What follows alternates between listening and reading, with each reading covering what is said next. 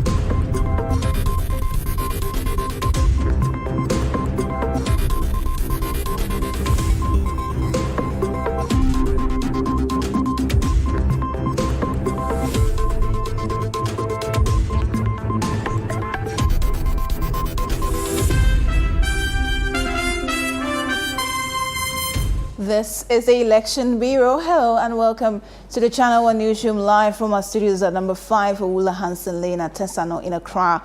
My name is Adwoa. Tenkoramaa, Domena coming up. Dr. Bawumia promises 3 major rail lines to boost the economy during Ashanti region tour. Also, flag bearer of the National Democratic Congress, John Dramani Mahama, accuses NPP of bias in development across some regions. Yes, 6 new regions, no. And your man 9, here say, you be see, send a bear, Obiabe, who say a regional park. Near Dikai, a regional hospital. NPP Castle Beba BC Regional Hospital. As I say, no, and Krane war. And then Kotre and Namso. Also, Philip Kwabena, popularly known as Roman Father, elected as new presidential candidate for Ghana Freedom Party following Ikuadonko's passing. Residents of Adabraka in the Greater Accra region demand increased police presence after second armed jewelry shop robbery. This system needs to be updated, let's put it that way. I mean, to avoid such robbery. Later, Bawku Municipal and Binduri District Assembly shut down amid escalating security tensions.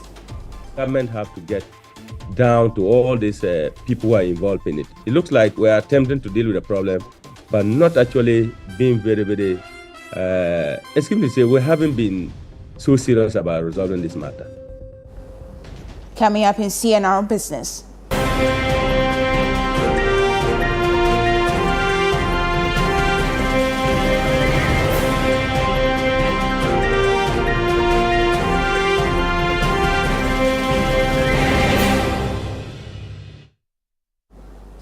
Tensions rise as Hapag Lloyd country manager declines media recorded petition from freight forwarders amid protest over port charges.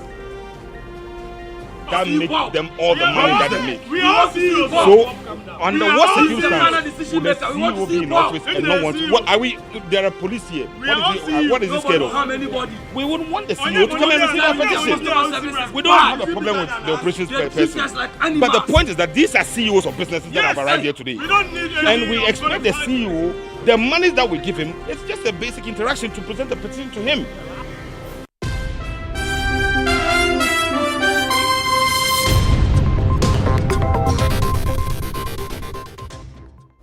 We're grateful for your company tonight. Let's begin with some election-related stories.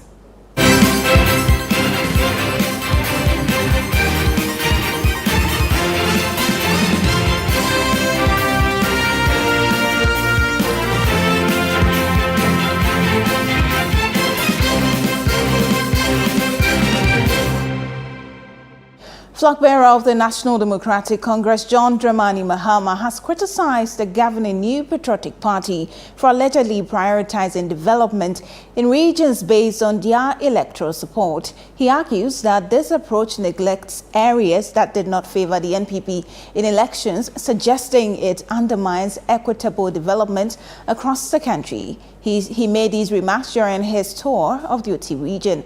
Channel 1 News' Akosombo monitored the campaign and has this report.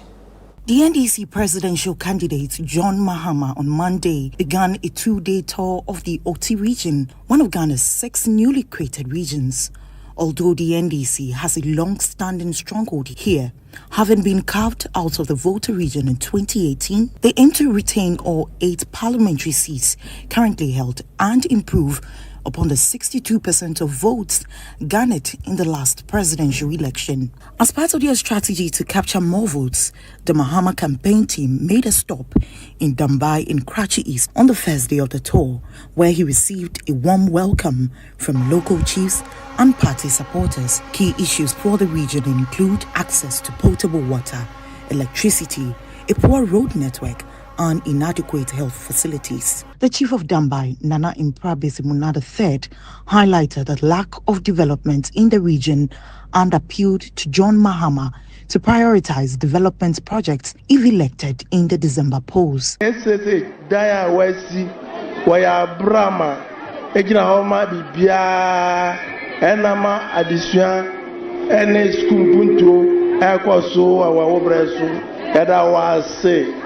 Erimsa obraso mwasi ayara sabia nkiti bebre wo Karachi East asase so yeda wase na ayam papa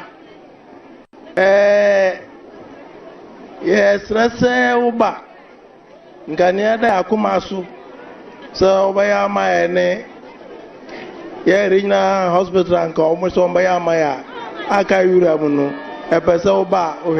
Addressing these concerns, John Mahama condemned what he described as regional disparities in resource allocation, pledging to prioritize development in the Oti region if elected president again.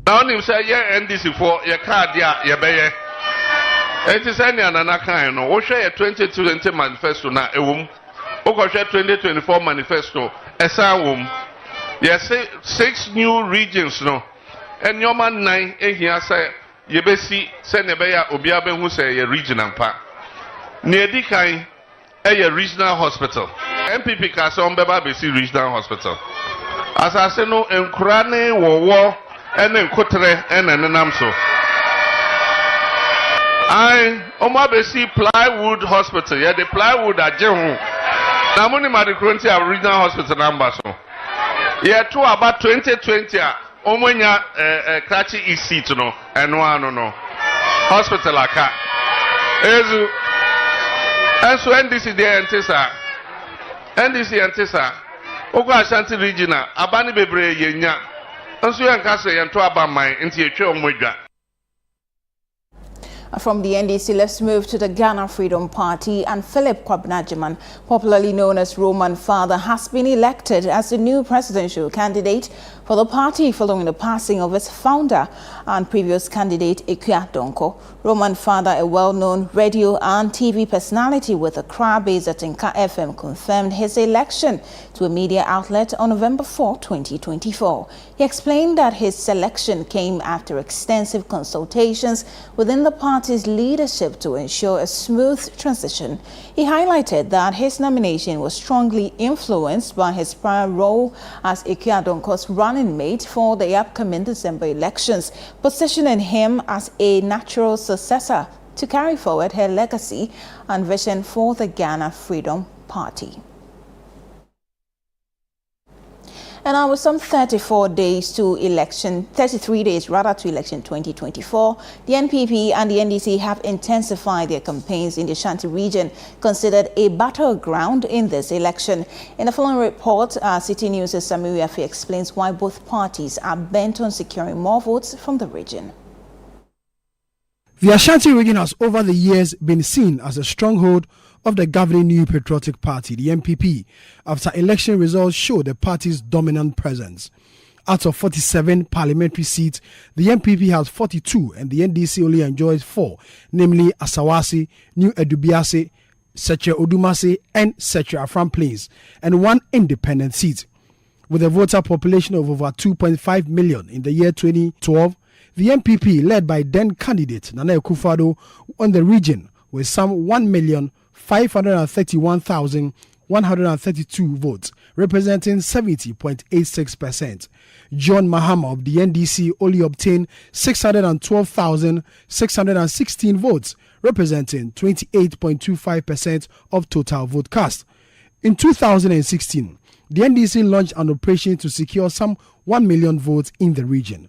The party believed 1 million votes from the MPP stronghold will help win the election for them.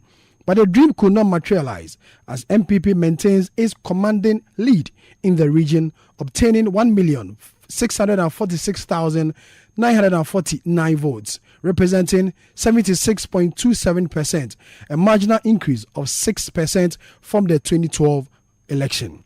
John Mahama of the NDC, on the other hand, only managed to get 497,242, representing 23.03%, a drop in the 2012 performance. In the year 2020, the NDC was confident the poor performance of the MPP in government will give it some respite to attract more votes in the region. With a voter population of almost 3 million, the NDC's dream was alive to cause an upset. But when results were declared, Nana Akufo-Addo of the MPP had won the region by some 1,793,773 votes, representing 71.64%, a drop in the 2 previous elections. John Mahama also obtained 652,962, representing 26.08%, a marginal increase of 3% compared to the 2016 election. The 2024 election, which many have described as a crucial one, will not have Nana Akufo-Addo on the ballot, but will still have John Mahama on the ballot. The NDC in the year 2023 relaunched Operation 1 Million Votes with the hope that it will get more votes from the Ashanti region. A former minority leader and MP for Tamale South, Haruna Idrisu, at the launch of the campaign of the Asawasi MP, Mohamed Muntaka, some months ago, says the NDC will do all it can to win 35% of total vote cast in the region. I hear the MPP saying that Ashanti is for MPP. Ashanti is only for MPP if they are performing. And Ashanti is only for MPP if businesses are good. Ashanti is only for MPP if unemployment was low. And therefore we are optimistic that Ashanti Man will support John Dramani Mahama and support NDC to win. We need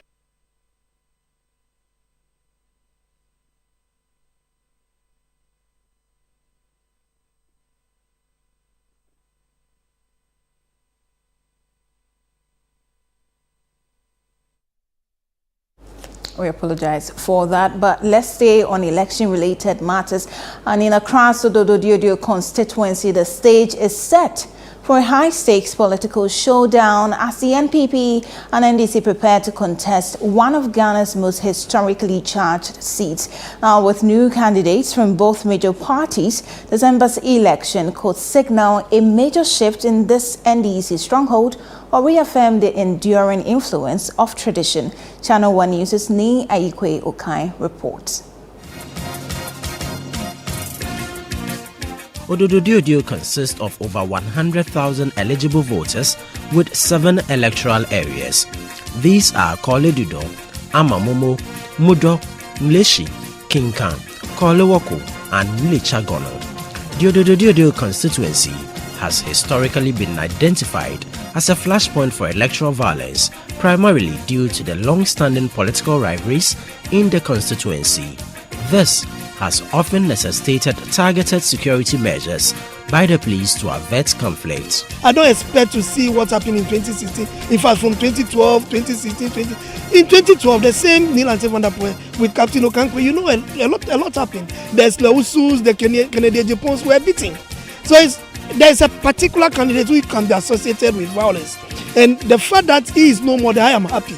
It has always been the NDC supporters who have suffered the violence of the MPP. As we're talking now, we lost lives in the last elections. In 2016, 5 of our people were shot at. As we see today, I continue to take care of the household of those people. Some of them have been continually visiting the hospital and have been taking care of that for years. The 2024 general election in the Odododiodioo constituency is set to be a critical turning point as both the NPP and NDC present fresh candidates following the withdrawal of key political figures from the parliamentary race. Historically, the constituency has been a stronghold for the NDC, with only one significant victory for the NPP in 2000 by former President John Ejiokum Kufuor and Reginald Nebia Ibonte as the Member of Parliament. The NDC in the year 2004 recaptured the seat by 52.4% of votes as against the NPP's 46.4% and has since maintained defeat. In 2020, the NDC's John Mahama secured a 55.38% victory against Nana Akufo-Addo, who polled 44.03% of the votes.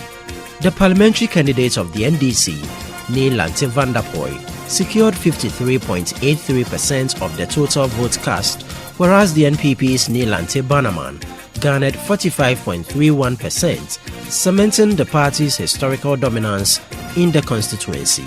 The gap before I came in was just about 4,000, 5,000. Then I took it 21,000.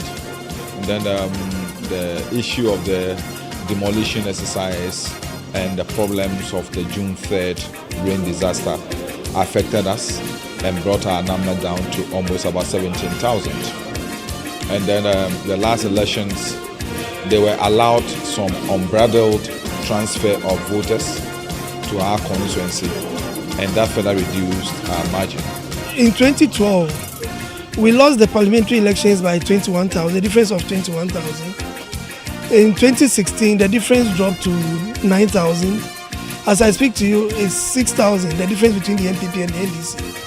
And it's largely because the new register, we were able to get a lot of the traders to register in Odododiodioo.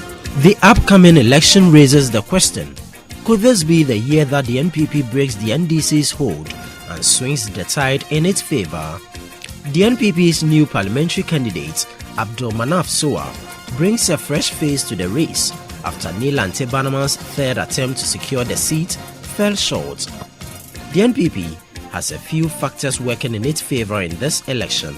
First, the infrastructure development, spearheaded by the NPP government in recent years, might sway voters looking for tangible progress in the constituency. Additionally, voter fatigue after years of NDC's dominance might open up space for the NPP to make significant inroads. When you talk of unemployment, at least I've been able to bridge certain gap, especially the youth coming up who have been trained through apprenticeship. I started this project 3 years ago, proud to becoming the parliamentary candidate. And I've been able to give them a startup kit to work with. After being the parliamentary candidate, okay, fine, I was able to give them 250 sewing machines and 400 pieces of hair dryers just to go and start up something with. The NDC's new candidate, Alfred Kotiashi, faces the challenge of maintaining the party's dominance following the exit of Neil Lante Vanderpoy, a former Minister for Youth and Sports who has been instrumental in keeping the NDC strong in the constituency since the year 2012. Kotiashi will need to galvanize support through the NDC's deep-rooted ties to the community and its focus on addressing critical social issues like education, economic conditions and employment. We are bringing what we call the Women Development Bank, because my constituency is predominantly market or commercial areas, from Makola through Okanshi, Katamanton, and then the fisher folk. Indeed, the stakes are high in the race for parliamentary representation in the Odododiodioo constituency. As both the NPP and NDC introduce new faces, voters are looking closely at who has the capacity to address the pressing demands of the constituency and bring impactful change. Will this election shift the tide, or will tradition remain strong? December will tell, but for now, we will be watching closely. Reporting for Channel 1 News from Adedenko in the Greater Accra region. My name is Ni Ayupe Okain. The National Democratic Party says its government, if elected in the 2024 general elections, will establish an inclusive governance system aimed at uniting all citizens. According to the NDP's flag bearer Mohammed Frimpong, local assemblies will be empowered to enable them to meet expectations and better serve communities. Channel 1 News' Desmond Selasiago has more in this report. The National Democratic Party, NDP, launched its campaign in Ho with a message of transformation and hope for Ghana's future. Led by flag bearer Mohammed Frimpong, the NDP presented its vision of an inclusive, transparent and community-centered government that prioritizes the needs and aspirations of all citizens. We are saying that we must give a rebirth to our democracy in the pristine form that we envisaged it, from 1992. All what we are saying is that people must be part of governance. The inclusivity and participation simply means that we have power devolving from the executive to the decentralized structures. And by so doing, there is authority. Speaking to the media after the launch, Mohammed Frimpong expressed concerns about the current state of local governance, emphasizing that local assemblies under the Fourth Republic have struggled to perform effectively due to insufficient resources and support. He argued that this lack of empowerment for local authorities has widened the gap between government and the people, hampering democratic development. Outlining his vision, Mohammed Frimpong stated that an NDP-led administration would focus on revitalizing democracy by actively involving citizens at all levels. A governance of participation and inclusivity. And that is why local government has been structured into what we call unit committees and so on and so forth. Unfortunately, they are not working.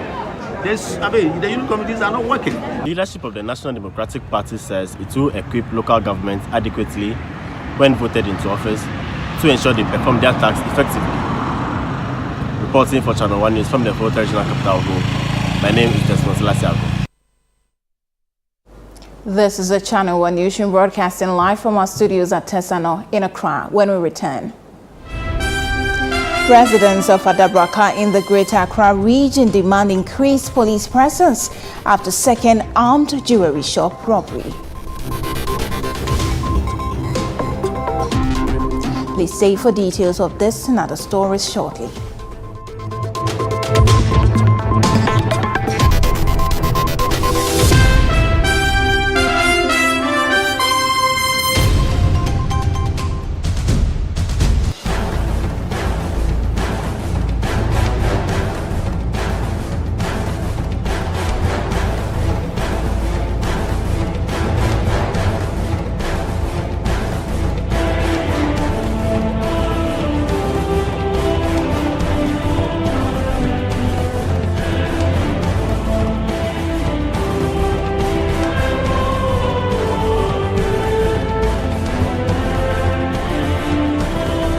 Complete this rhyme. Twinkle, twinkle, little star. How are you working how? Who's that?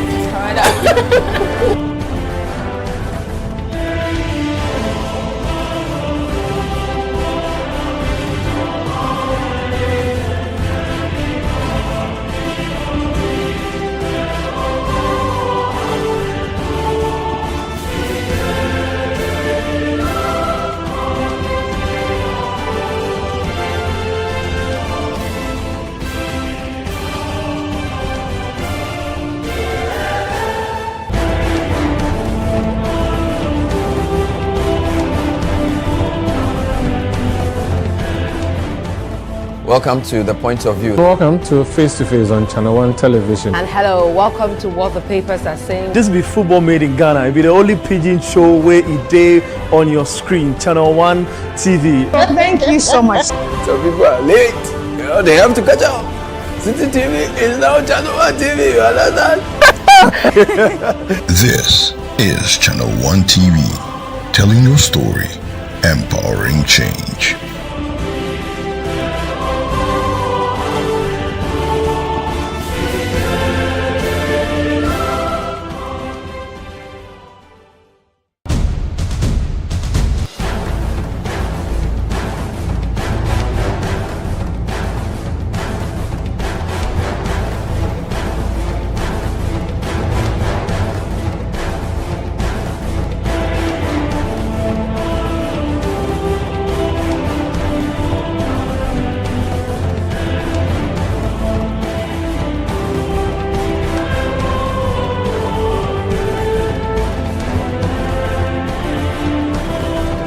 Complete this rhyme. Twinkle, twinkle, little star. How are you working how? Who's that?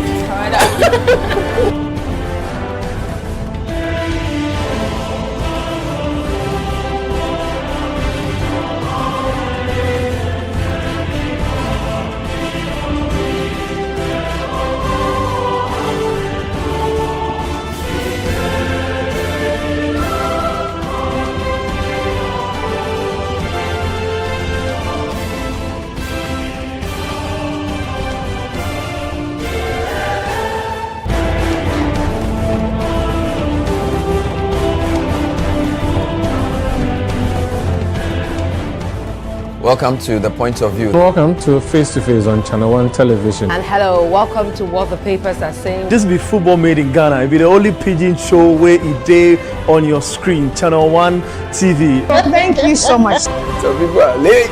You know, they have to catch up. City TV is now Channel 1 TV. You understand? This is Channel 1 TV, telling your story, empowering change.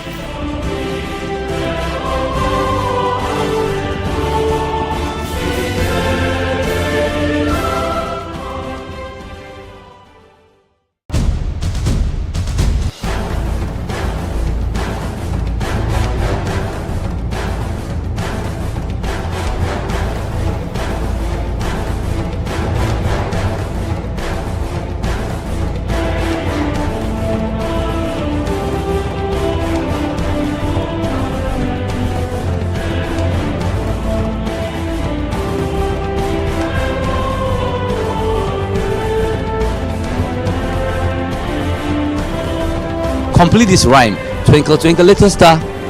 How are you working how? Who's that?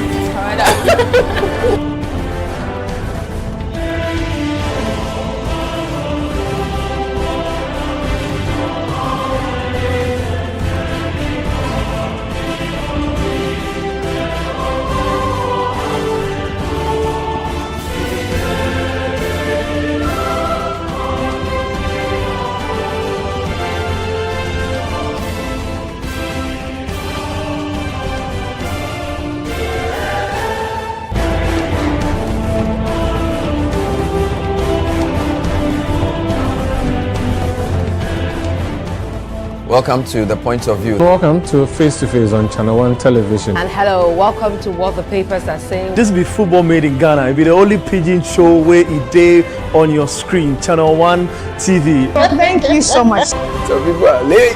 You know, they have to catch up. City TV is now Channel 1 TV. You understand? This is Channel 1 TV, telling your story, empowering change.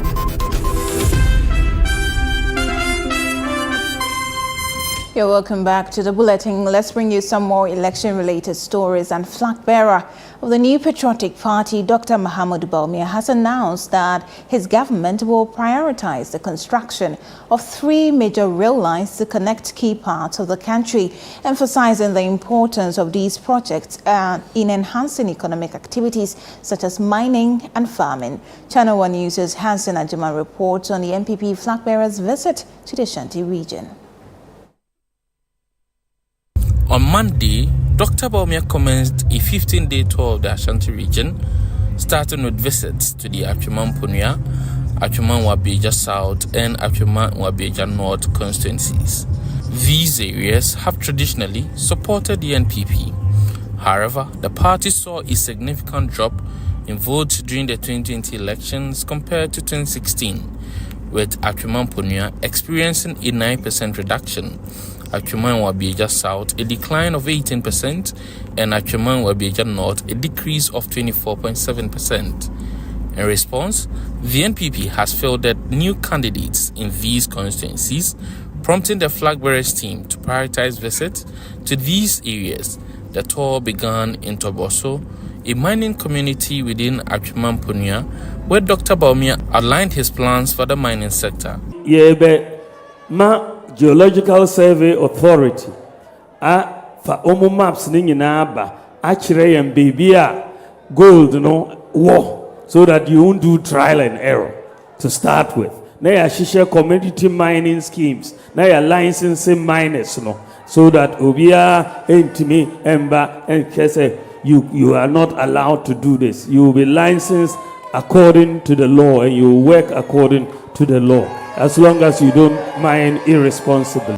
The team then held a community engagement in Yinahin, another bauxite mining community in Atweman Punya, where Dr. Bawumia emphasized his commitment to developing 3 major railway lines if elected. The Adabraka so in the context of Ghana, ebe railway development. Meaning say you were bauxite, not only railway a hygiene, but yet the railway no bar me, there are 3 major lines in the context of Ghana, from Accra Tema to Kumasi, from Kumasi to Takoradi, from Awasi through Nyinahini to Eduade. Yeah, we are going to do that railway for you. Accompanying Dr. Bawumia on his tour are his opponents in the NPP flag bearer race, Dr. Wusu Efri Akoto and Dr. Kofi Kunedu Apreku. They also campaigned in Tuasin and Ebuakwa, located in the Atweman Wabieja South constituency. During the rally, Dr. Kofi Apreku challenged John Mahamed's intentions for running the 2024 election. Obra John Mahama, and now Obi Bisa me say, Obra Mahama, what the position be what Ghana politics mu akositre. What baba ye president kura ka ho. Amamfo ahwe wadwuma waye. Yesi empel. Enti sako na ne die be na wagya wo castle ho a oba befa anase Jubilee House ho. Die ne wagya ne wo ho a oba befa ne. The first day of the tour concluded with a visit to the Atweman Wabieja North constituency. The visit to the Ashanti region makes 16 the number of regions visited by Dr. Bawumia. After completing the constituencies in the region, Dr. Bawumia would have visited all 275 constituencies. But even before that, he is confident of victory. Reporting for Channel 1 News, Hansen Ajiman. And now, as part of efforts to provide data-driven reporting and deliver accurate information to our viewers and audiences, Channel 1 TV and City FM have launched a dedicated website for our election coverage hosted on citynewsroom.com and channel1news.com. The site, elections.citynewsroom.com, aims to provide data on past elections and keep the public informed about this year's election activities. Channel 1 TV and City FM's General Manager Bernard Avler joins us with more details. Hi Bernard, thank you for joining us on the Channel 1 newsroom. So what's the latest on our elections and our website that's going to give our audience and viewers the information we need? So we have 33 days to the election. So we've made sure that we've built the most comprehensive election database in the country. So if you go to citynewsroom.com/elections, you have everything you need. So this is just a cursory look. We have elections from the latest 2020 all the way back to 1996. We're adding 92 later on. There's a map feature, there's a news feature, and then the election results feature. We also have presidential and parliamentary election results for all 275 constituencies and relevant constituency numbers for previous elections. And we have granular data all the way to constituency level. So anything you want to know about any election in Ghana from the first election till now is there. So for example, pick let's say maybe 2004. You just want to find out who won the election. You click on 2004. It will give you the exact election results. Right. And then you would have either presidential or parliamentary, depending on what you're looking for. the results will be there. You can break this down to the constituency level. You can break this down to even the regional level. One way of understanding elections and what's going to happen is to understand trends in the past. So if we go through this, you would notice that, for example, we have election results charts from 96 all the way to 2020. I call it the most comprehensive electoral database. So for example, if you go to the map feature as well, so beyond the results and the charts, what we've managed to put together, so this is 2020 election, so as I said, at a glance you see the president won 144 constituencies, his main opponent 131. This gives you a constituency-based breakdown of election results. You can get regional breakdown as well. Summarizes the numbers for the 275 constituencies. So that's your map feature. But a lot of people are interested in understanding trends. And I think this website does it better than most. Then we also have the news feature. So of course, we are in an election season and people are looking for news updates on elections. So that also shows up on the website quite prominently. So then I want to talk about our programming, but lastly on the website, if I want to log in directly to the elections website, what do I do? So you just go to elections.citynewsroom.com. So you can just type elections.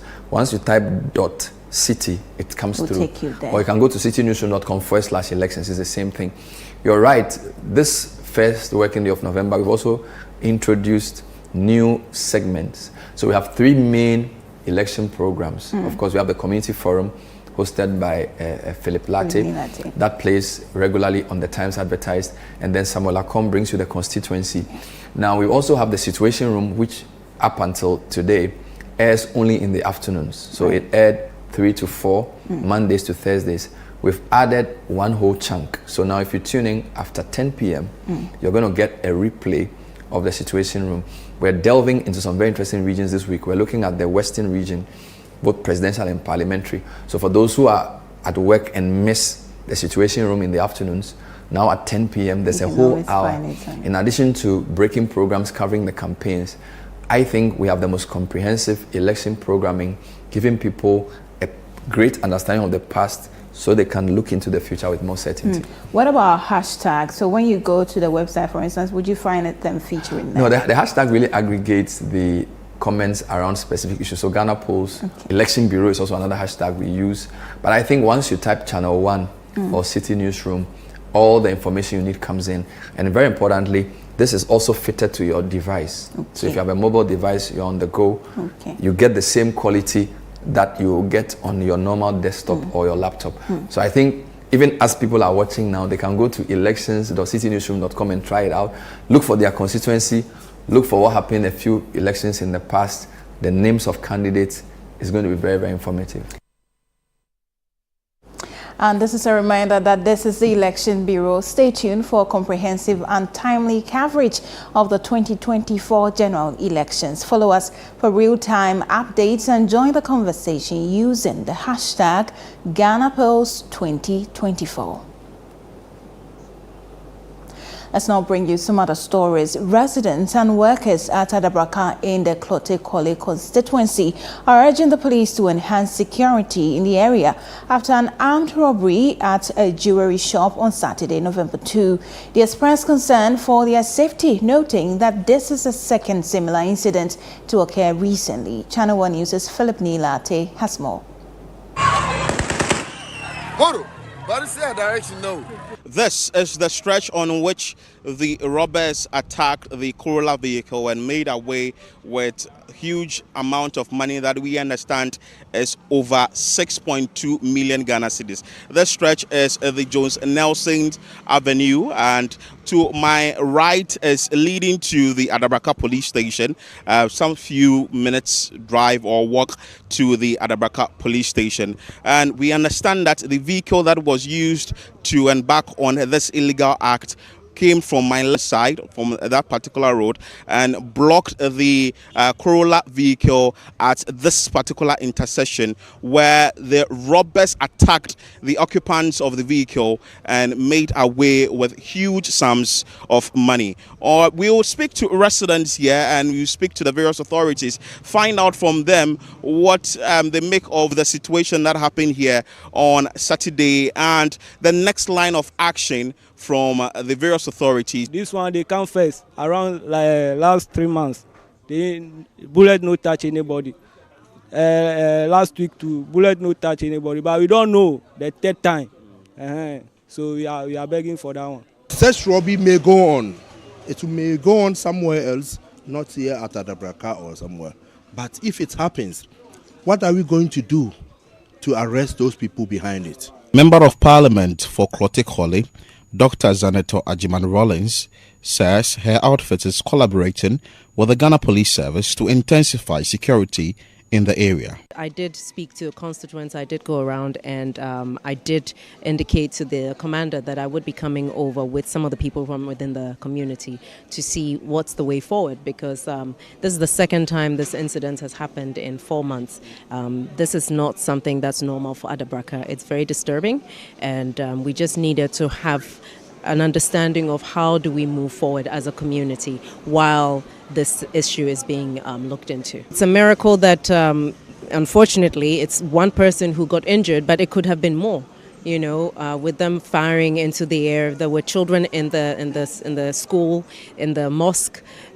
There were people moving around, and anybody could have gotten killed. Anyone could have gotten hurt, and that has created a feeling of insecurity in the community. Because at the end of the day, it could be anyone, and it could happen anywhere. According to residents and individuals who plied their trade here, this is not the first time such a situation has occurred here, but it's the second, and they wouldn't wait until the third one happens that can lead to loss of lives. They want the various authorities to, as a matter of urgency, intensify security here to avert such occurrences in the near future.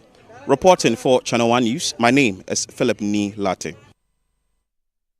You're still watching the Channel 1 News. My name is Adwoa. Tenkoramaa. Domena still ahead in the bulletin. Management of City FM and Channel 1 TV hands over facility to new Bapa.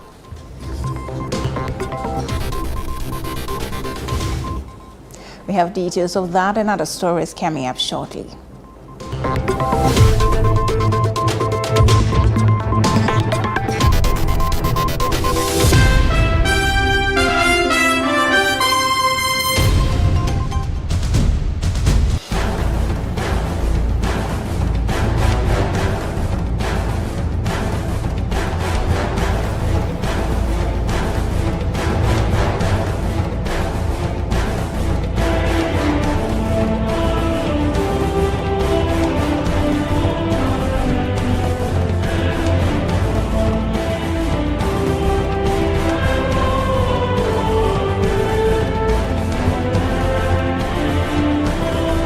Complete this rhyme. Twinkle, twinkle, little star. How are you working how? Who's that?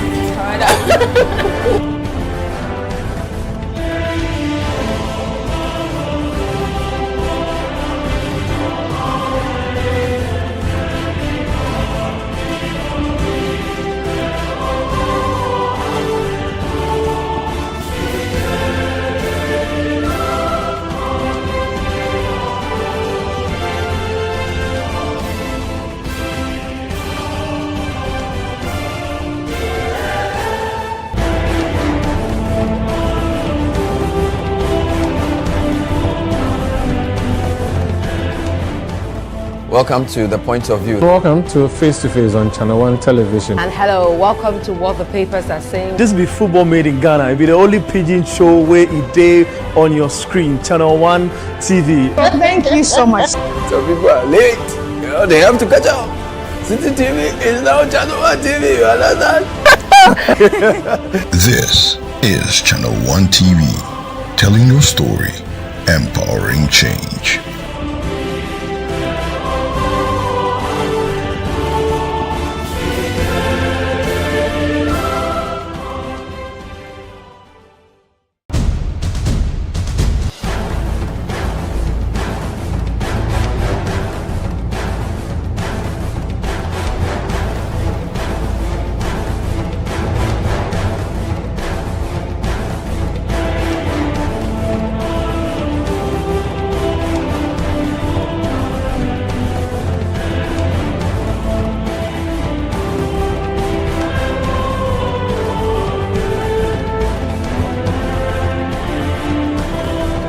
Complete this rhyme. Twinkle, twinkle, little star. How are you working how? Who's that?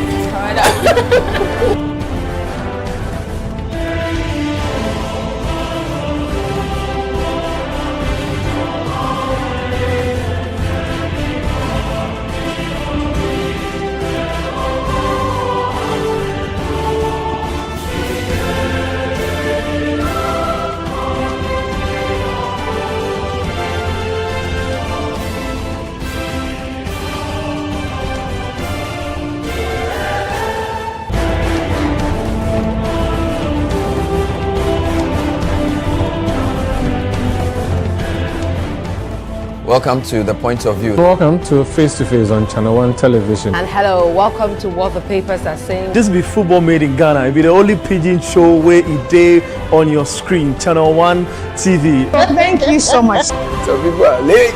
You know, they have to catch up. City TV is now Channel 1 TV. You understand?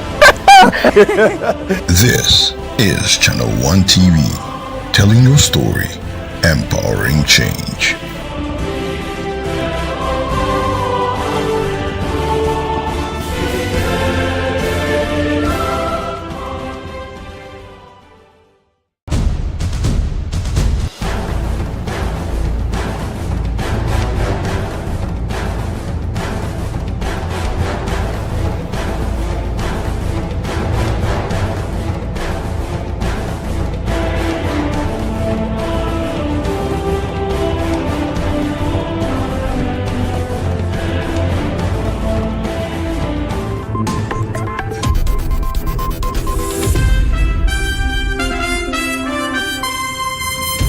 Welcome back. Grateful you could stay with us. Now let's go to Bawku, because the Bawku Municipal Assembly and the Binduri District Assembly have been shut down following escalating security tensions in the Bawku area.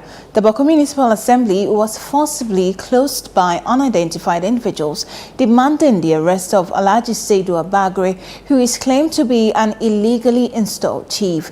Now these individuals posted a notice on the Assembly's premises after taking this action. The security situation remains increasingly volatile, with daily reports of gunfire. At least 21 people have lost their lives since the return of Alhaji Seydou Abagre to the area. Meanwhile, development think tank for the Upper East region, Bonaboto, has condemned the recent surge in violence and killings in the Bawku enclave. Speaking to Channel 1 News, Bonaboto's national president, Professor Samuel Atintono, urged the president, Nana Akufo-Addo, to treat the Bawku conflict as an urgent matter, calling for intervention to address the ongoing violence, including the illegal roadblocks set up to target unharmed travelers. I still think that the two factions ought to sit around and resolve. But as I said, government also have a larger say in this. You control the army, you control the police. We cannot watch people killing themselves and then we sit back. Of course, there has been security increase in the area in terms of their presence.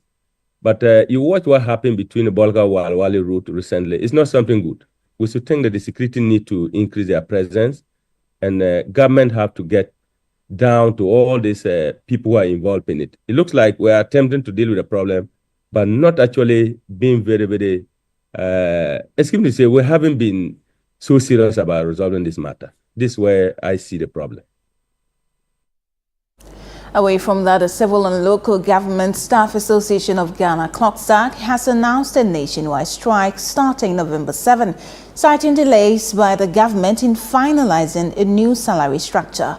CLOGSAG had warned of this action in an October 22 statement, anticipating that the Fair Wages and Salaries Commission would miss the October 31 deadline for the new structure. Now, the strike decision is rooted in the government's failure to implement the proposed salary structure despite a memorandum of understanding reached a year and a half ago. The statement reads in part, and I quote, "Due to the prolonged delay in completing a new salary structure and other conditions of service for the civil and local government staff, service staff, CLOGSAG has no option but to instruct our members to stay home from Thursday, November 7.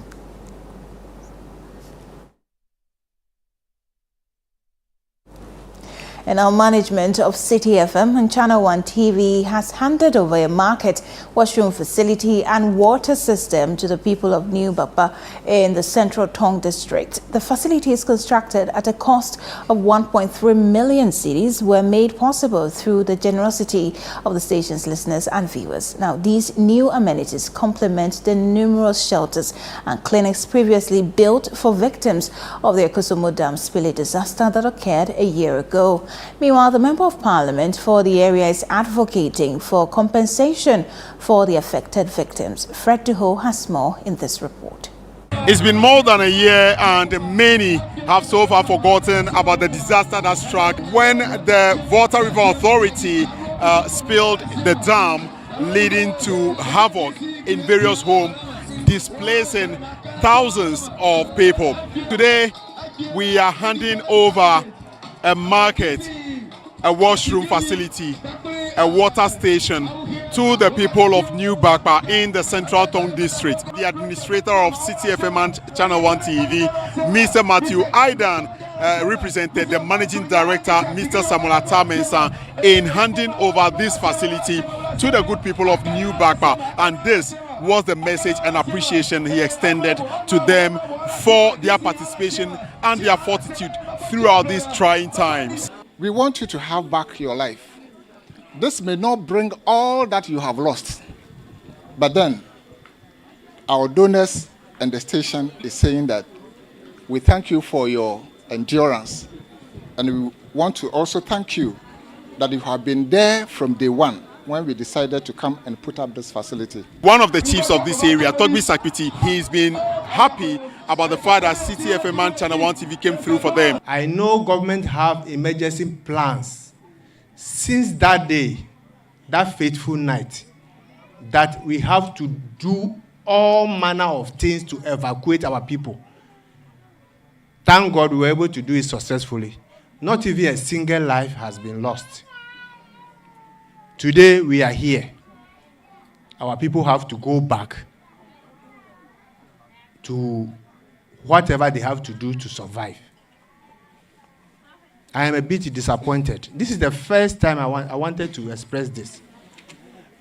But lo and behold, I am happy. I am a happy man today because of City FM and Channel 1. The Member of Parliament for the Central Tong constituency, Gabi Hotoje, he noted that government has not been forthcoming with help. I want to plead with government that I need compensation for my people. I need compensation for my people. They have suffered for far too long. For the district chief executive of the Central Tong district, Mr. Thomas Onyamo, he noted that this market is going to be expanded further and this is going to bring in revenue. For assemblies to function, we need revenue. So if a market is constructed, then it's giving it a revenue source. So it means that we can come here and tap revenue. It's going to help the assembly generate more money for other developmental projects. Thank you to the listeners of City FM and viewers of Channel 1 TV for your continuous support to all our initiatives. My name is Fred Duho reporting from New Bapa in the Central Tong district for Channel 1 News.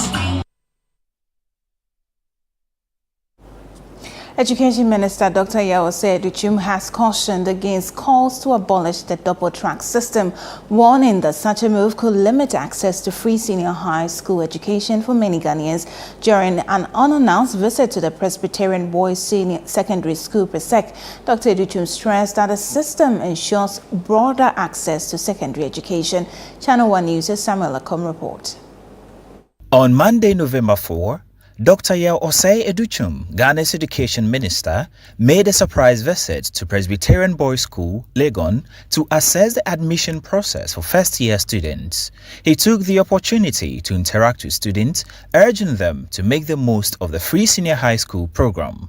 During his visit, Dr. Educhum also inspected the newly refurbished block at Presec that will support the new engineering school curriculum, a part of the Ministry of Education's effort to strengthen Ghana's science, technology, engineering and mathematics STEM agenda. And this is going to complement the computer science and the engineering that comes with it, especially with the cyber security lab, the artificial intelligence lab. So it's going to be a very interesting place. Presec has been at the forefront of science, and now they're going to be at the forefront of STEM. And that's very exciting. In an exclusive interview with Channel One News, Dr. Educhum addressed the debate around the double-track system, underscoring its role in broadening educational access. This system has been used in a number of countries around the world, including the United States of America. So what we are introducing here is research-driven, and I always tell people, if the double track is such a bad thing, why is it that Presec has implemented it and they've gotten better outcomes than when there was no double track? We are not doing damage to the education system. We have a well thought through system that will make the nation a better nation in education. He highlighted the need for Ghana's education system to shift from theoretical learning to a STEM-focused curriculum and appealed to stakeholders to depoliticize educational issues, calling for collaboration to achieve academic excellence. Politicians should leave this space. There's no room for politics in education. There shouldn't be room for politics in education system. I'm a technocrat at the core, and I'm a politician. But I don't want politics to take away what we can do for this great nation called Ghana. He says it is about time that Ghanaians cross the Rubicon to ensure that Ghana's education sector is the best. My name is Samuel Akom, reporting for Channel One News. You're still watching the Channel One Newsroom. Next is CNR Business with Nashika Caesar.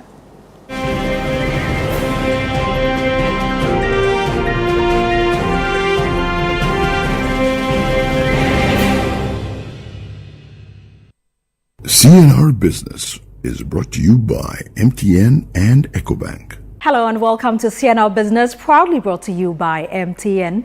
My name is Nashika Caesar. Now to our first story, tensions escalated between members of the Ghana Institute of Freight Forwarders and Hapag-Lloyd Ghana Limited CEO Robert Oram after he refused to accept a petition in the presence of the media. This incident occurred during a picket at various shipping lines in Tema, including Hapag-Lloyd, over what the freight forwarders described as exploitative port charges. Daniel Odomesa provides further details in the following report. The Ghana Institute of Freight Forwarders renewed its protest to emphasize its demands at several shipping lines in Tema, following a previous demonstration on September 24, 2024, after issuing a 14-day ultimatum to the shipping lines and dissatisfied with their responses. The group staged a picket at shipping companies like Akas Ghana Limited and Hapag-Lloyd Ghana Limited. Instead of presenting their petition to a representative, the group insisted on meeting with the Chief Executive Officer of Hapag-Lloyd Ghana Limited. These are the people that make them all the money that they make. So, under what circumstance would the CEO be in office and not want to? What are we? There are police here. What is this scared of? We wouldn't want the CEO to come and receive our petition. We don't have a problem with the operations person. But the point is that these are CEOs of businesses that have arrived here today. And we expect the CEO, the money that we give him, it's just a basic interaction to present a petition to him.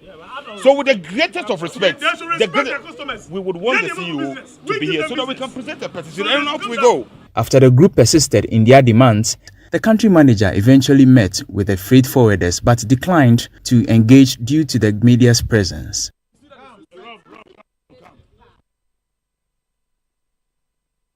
The president of the Ghana Institute of Freight Forwarders, Stephen Adwoa, reaffirmed their commitment to advocate for more favorable business conditions at the ports. Fortunately, International Freight Forwarders Association, FIATA, is an international body that overlooks all shipping charges and procedures.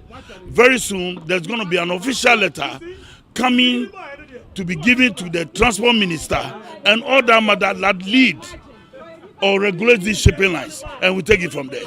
We cannot force him to meet that. He came down when he saw the media, he refused to meet us. So we have nothing to say, but at the right time, we shall see who runs the show. In a related development, the Institute announced plans at an earlier press conference to closely monitor the operations of the Ghana Shippers Authority following the enactment of its new law. Sections in there that ensures a certain minimum standard. Okay, nothing has changed. It's the same thing that you find in the new act that has been assented to. That's why we keep saying that it's not for want of enactment, it is for want of enforcement. That is why we have also said that we will be watching the space as to what happens with the new Shippers Authority Act.